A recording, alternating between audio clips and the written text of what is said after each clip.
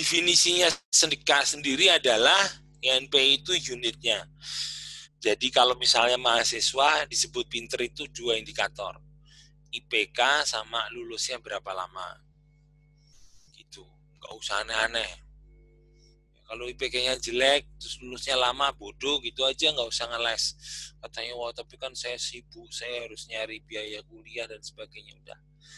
Simpel saja kita sepakati bahwa indikator kinerjanya untuk mahasiswa pinter atau tidak itu ya 2. IPK sama lulusnya berapa lama. Karena ada juga yang IPK-nya tinggi tapi nggak lulus-lulus, itu ya nggak bisa jadi masuk mahasiswa teladan atau mahasiswa yang pinter kumlot-kumlotan kan.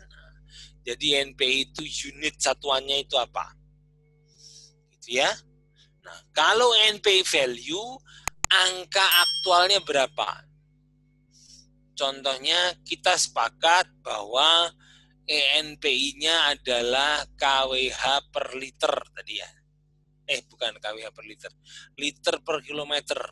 Makanya disebut sebagai ENPI value adalah jadi aktualnya berapa liter, aktualnya berapa kilometer. Nah, angka aktual itu namanya NPI value. Buat teman-teman yang sudah pernah ikut pelatihannya Enercos sebelumnya 50.006, kita punya istilah kalau NPI value itu adalah aktual. Kalau kemudian baseline, ini biasa kita sebut sebagai prediction.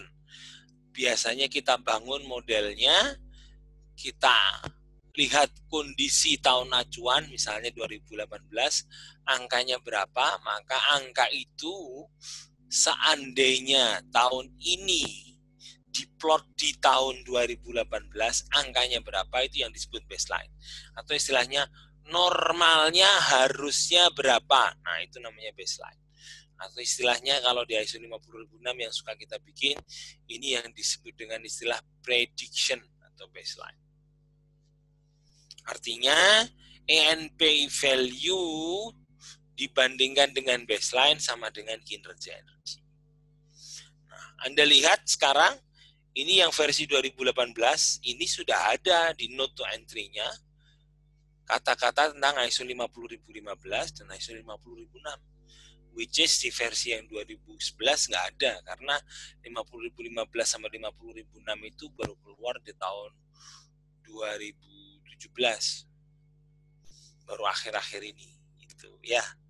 Nah, tapi sekarang sudah diadopsi. Artinya kalau Anda mau menerapkan 50.001 dengan benar dan baik, ya belajar 50.006 sama ISO 50015, saya ikut belajar. Karena ilmu itu ilmu turunannya itu masih saudaraan, itu harus dipelajari juga. Kemudian ada istilah static factor, ada istilah normalisasi. Static factor itu contohnya begini, kalau mobil mau diapain juga, ya Rubicon yang 3000 cc itu pasti konsumsi bahan bakarnya per kilometer akan tetap lebih tinggi dibandingkan dengan Xenia saya yang 1000 cc. Itu sudah dari sononya. Kalau kita bicara soal pompa atau motor, ya motor IE3, IE4 akan lebih hemat daripada motor IE1. Nah, itu udah ngomong static factor itu. Ya, seperti itu. Itu sesuatu yang harus dipertimbangkan. Artinya, baseline itu juga harus diingat-ingat, ini pada kondisi static factor apa.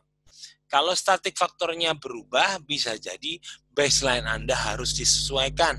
Karena sudah tidak fair lagi, mobilnya sudah ganti ke Xenia, kok dibandingkan ternyata hemat sekarang ya daripada waktu Rubicon dulu. Wis rasa dibahas, kalau itu mah tidak pasti.